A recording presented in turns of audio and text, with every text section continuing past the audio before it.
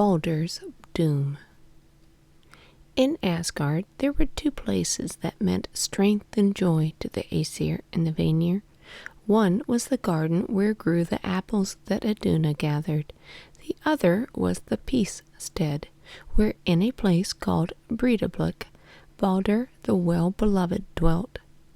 In the peace stead, no crime had ever been committed, no blood had ever been shed, no falseness had ever been spoken. Contentment came into the minds of all in Asgard when they thought upon this place. Were it not that Peacestead was there, happy with Baldur's presence, the minds of the Aesir and Vanir might have become gloomy and stern from thinking on the direful things that were arrayed against them. Baldur was beautiful. So beautiful was he that all the white blossoms on the earth were called by his name. Baldur was happy. So happy was he that all the birds on this earth sang his name. So just and so wise was Baldur that the judgment he pronounced might never be altered. Nothing foul or unclean had ever come near where he had his dwelling. 'Twas Breidablik called, where Baldur the fair hath built him a bower, and the land where I know least loathliness lies. Healing things were done in Baldur's stead. Tyr's wrist was healed of the wounds that Fenrir's fangs had made, and there Frey's mind became less troubled with the foreboding that Loki had filled it with when he railed at him about the bartering of his sword. Now, after Fenrir had been bound to the rock in the faraway island, the Aesir and Vanir knew a while of contentment. They passed bright days in Baldur's stead, listening to the birds that made music there. And it was there that Bragi the poet wove into his never-ending story the tale of Thor's adventures amongst the giants. But even into Baldur's stead foreboding came. One day, little Nossa, the child of Freya and the lost Odin, was brought there in such sorrow that no one outside could comfort her. Nanna, Baldur's gentle wife, took the child upon her lap and found ways of soothing her. Then Nossa told of a dream that had filled her with fright. She had dreamt of Hela, the queen that is half living woman and half corpse. In her dream Hela had come into Asgard, saying, "A lord of the Aesir I must have to dwell with me in my realm beneath the earth." Nossa had such fear from this dream that she had fallen into a deep sorrow. A silence fell upon all when the dream of Nossa was told. Nanna looked wistfully at Odin Allfather.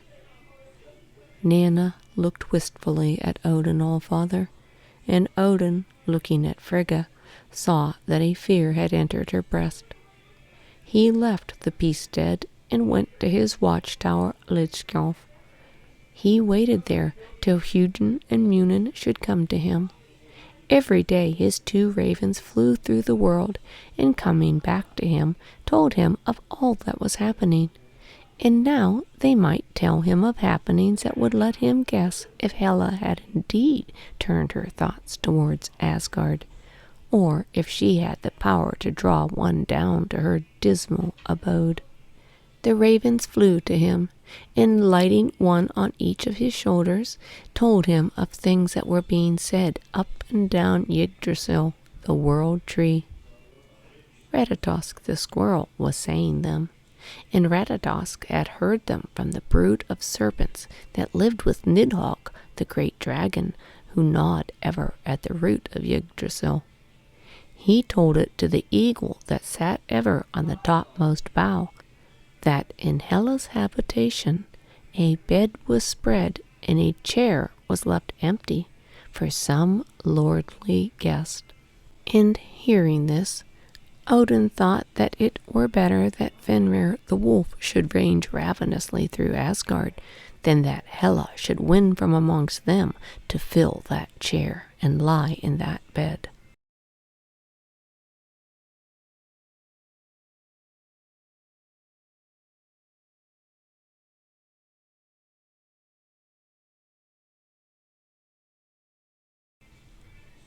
He mounted Sleipnir, his 8-legged steed, and rode down towards the abode of the dead. For 3 days and 3 nights of silence and darkness he journeyed on. Once one of the hounds of Helheim broke loose and bayed upon Sleipnir's tracks. For a day and a night Garm the hound pursued them, and Odin smelled the blood that dripped from his monstrous jaws. At last he came to where, wrapped in their shrouds, a field of the dead lay. He dismounted from Sleipnir and called upon one to rise and speak with him.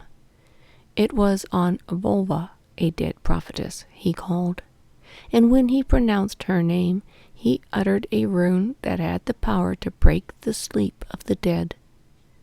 There was a groaning in the middle of where the shrouded ones lay. Then Odin cried out, "Arise, Volva, prophetess." There was a stir in the middle of where the shrouded ones lay, and a head and shoulders were thrust up from amongst the dead. Who calls on Volva, the prophetess? The rain have drenched my flesh, and the storms have shaken my bones for more seasons than the living know. No living voice has a right to call me from my sleep with the dead. It is Vejdam the Wanderer who calls. For whom is the bed prepared and the seat left empty in Hela's habitation? For Baldur, Odin's son, is the bed prepared and the seat left empty. Now let me go back to my sleep with the dead. But now Odin saw beyond Volva's prophecy. Who is it, he cried out, that stands with unbowed head and that will not lament for Baldur? Answer, Volva, prophetess. Thou seest far, but thou cannot see clearly. Thou art Odin. I can see clearly, but I cannot see far. Now let me go back to my sleep with the dead. Volva, prophetess, Odin cried out again. But the voice from amongst the shrouded ones said, Thou canst not wake me any more until the fires of Muspelheim blaze above my head. Then there was silence in the field of the dead, and Odin turned Sleipnir, his steed, and for 4 days, through the gloom and silence, he journeyed back to Asgard.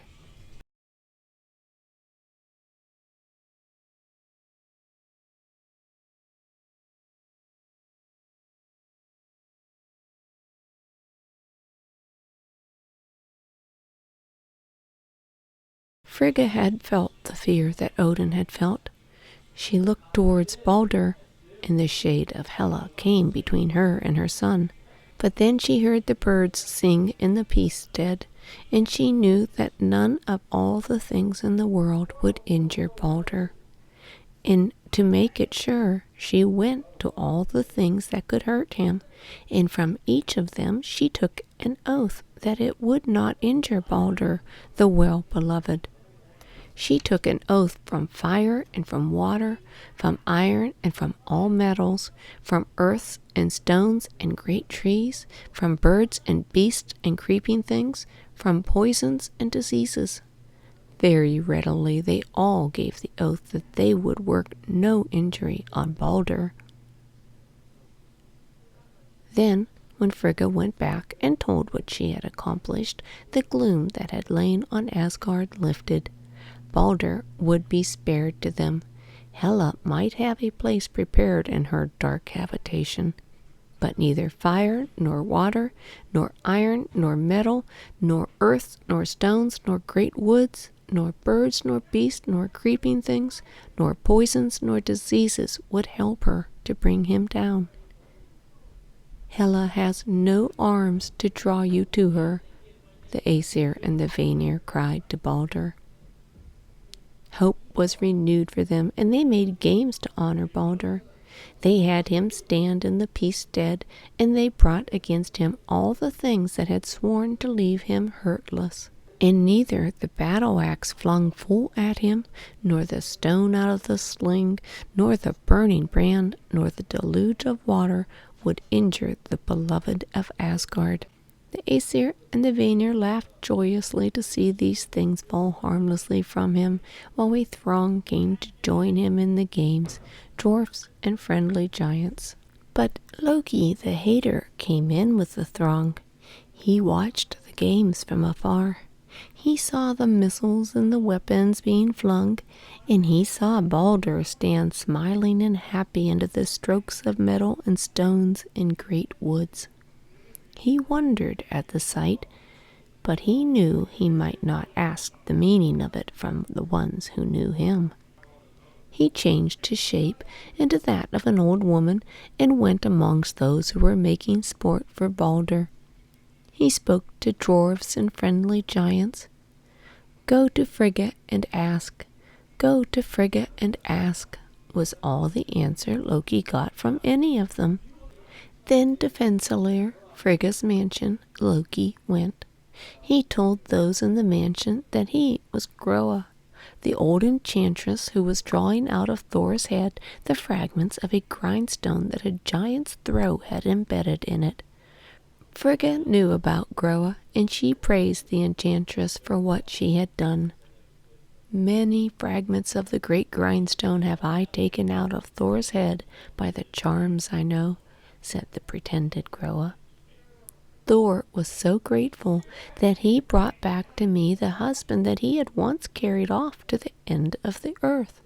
So overjoyed was I to find my husband restored that I forgot the rest of the charms, and I left some fragments of the stone in Thor's head." So Loki said, repeating a story that was true. "Now I remember the rest of the charm," he said, "and I can draw out the fragments of the stone that are left. But will you not tell me, O Queen, what is the meaning of the extraordinary things I see the Aesir and the Vanir doing?" "I will tell you," said Frigga, looking kindly and happily at the pretended old woman. "They are all hurling all manner of heavy and dangerous things at Baldur, my beloved son, and all Asgard cheers to see that neither metal nor stone nor great wood will hurt him." "But why will they not hurt him?" said the pretended enchantress. "Because I have drawn an oath from all dangerous and threatening things to leave Baldur hurtless," said Frigga. "From all things, lady? Is there no thing in all the world that has not taken an oath to leave Baldur hurtless?" "Well, indeed, there is one thing that has not taken the oath, but that thing is so small and weak that I passed it by without taking thought of it." "What can that be, lady?" "The mistletoe that is without root or strength. It grows on the eastern side of a Hela. I passed it by without drawing an oath from it." "Surely you were not wrong to pass it by. What could the mistletoe, the rootless mistletoe, do against Baldur?"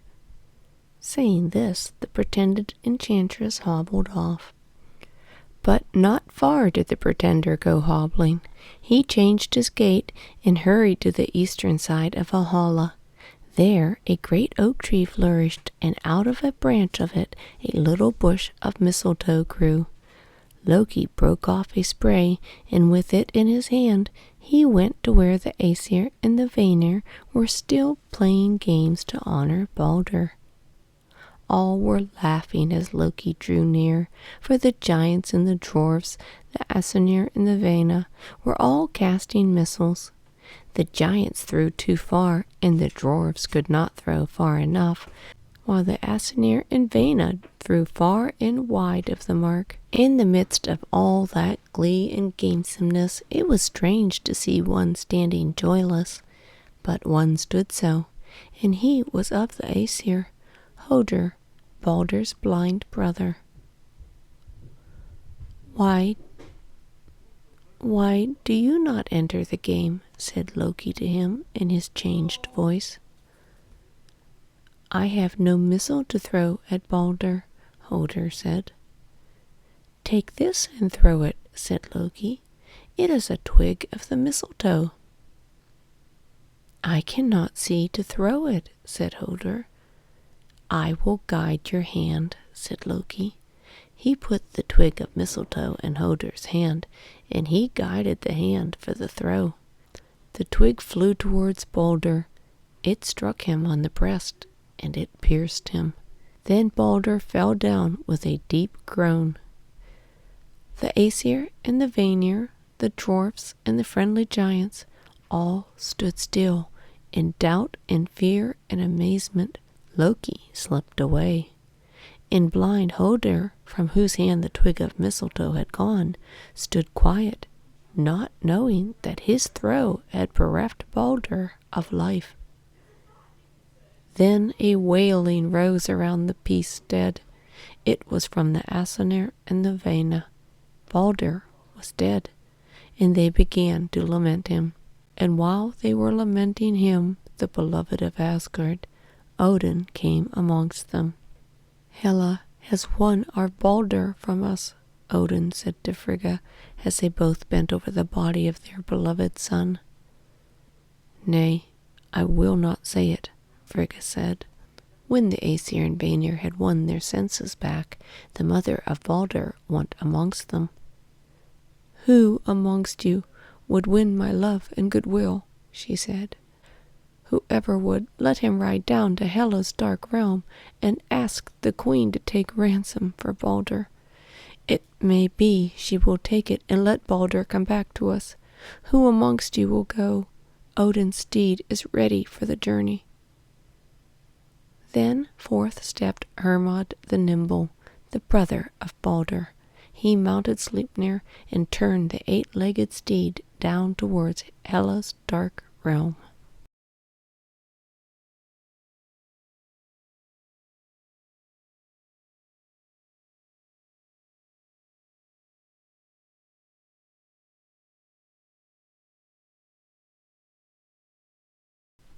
For 9 days and 9 nights Hermod rode on. His way was through rugged glens, one deeper and darker than the other. He came to the river that is called Gjoll, and to the bridge across it that is glittering with gold. The pale maid who guards the bridge spoke to him. "The hue of life is still on thee," said the pale maid. "Why dost thou journey down to Hela's deadly realm?" "I am Hermod," he said, "and I go to see if Hela will take ransom for Baldur." "Fearful is Hela's habitation for one to come to," said Modgrudur, the pale maid. "All round it is a steep wall that even thy steed might hardly leap. Its threshold is precipice. The bed therein is care. The table is hunger. The hanging of the chamber is burning anguish. It may be that Hela will take ransom for Baldur.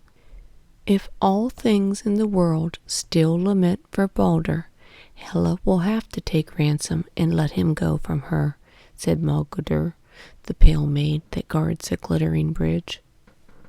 "It is well then, for all things lament Baldur.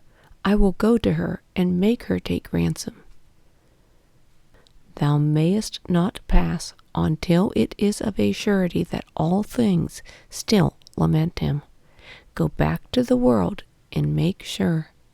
If thou dost come to this glittering bridge and tell me that all things still lament Baldur, I will let thee pass, and Hela will have to hearken to thee.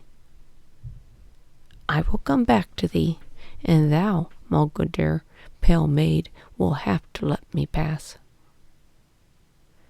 "Then I will let thee pass," said the pale maid. Joyously Hermod turned Sleipnir and rode back through the rugged glens, each one less gloomy than the other.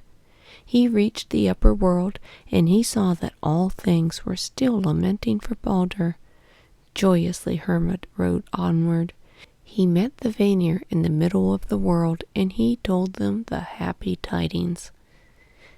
Then Hermod and the Vanir went through the world seeking out each thing and finding that each thing still wept for Baldur. But one day Hermod came upon a crow that was sitting on the dead branch of a tree. The crow made no lament as he came near. She rose up and flew away, and Hermod followed her to make sure that she lamented for Baldur. He lost sight of her near a cave, and then, before the cave, he saw a hag with blackened teeth who raised no voice of lament. "If thou art the crow that came flying here, make lament for Baldur," Hermod said. "I, Thaukt, will make no lament for Baldur," the hag said. "Let Hela keep what she holds."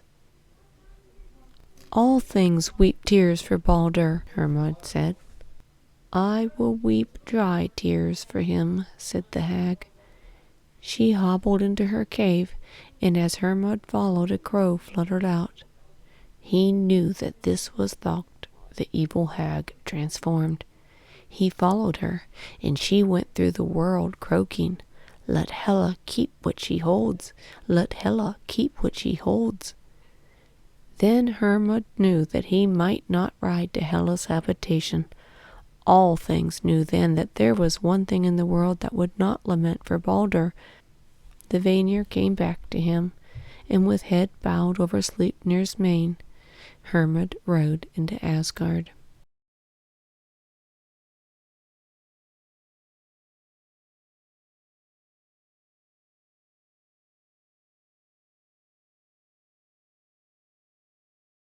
Now the Aesir and the Vanir, knowing that no ransom would be taken for Baldur and the joy and content of Asgard were gone indeed, made ready his body for the burning. First they covered Baldur's body with a rich robe, and each left beside it his most precious possession. Then they all took leave of him, kissing him upon the brow. But Nanna, his gentle wife, flung herself on his dead breast, and her heart broke, and she died of her grief. Then did the Aesir and the Vanir weep afresh, and they took the body of Nanna, and they placed it side by side with Baldur's. On his own great ship, Ringhorn, would Baldur be placed with Nanna beside him. Then the ship would be launched on the water, and all would be burned with fire. But it was found that none of the Aesir or the Vanir were able to launch Baldur's great ship. Hyrrokin, a giantess, was sent for. She came mounted on a great wolf with twisted serpents for a bridle. 4 giants held fast the wolf when she alighted. She came to the ship, and with a single push she sent it into the sea. The roller struck out fire as the ship dashed across them. Then, when it rode the water, fires mounted on the ship, and in the blaze of the fires one was seen bending over the body of Baldur and whispering in his ear. It was Odin Allfather. Then he went down off the ship, and all the fires rose into a mighty burning. Speechlessly the Aesir and the Vanir watched, with tears streaming down their faces, while all things lamented, crying, "Baldur the Beautiful is dead." And what was it that Odin Allfather whispered to Baldur as he bent above him with the flames of the burning ship round? He whispered of a heaven above Asgard that Surtur's flames might not reach, and of a life that would come to beauty again after the world of men and the world of gods had been searched through and through with fire. He whispered of a heaven above Asgard that Surtur's flames might not reach, and of a life that would come to beauty again after the world of men and the world of the gods had been searched through and through with fire.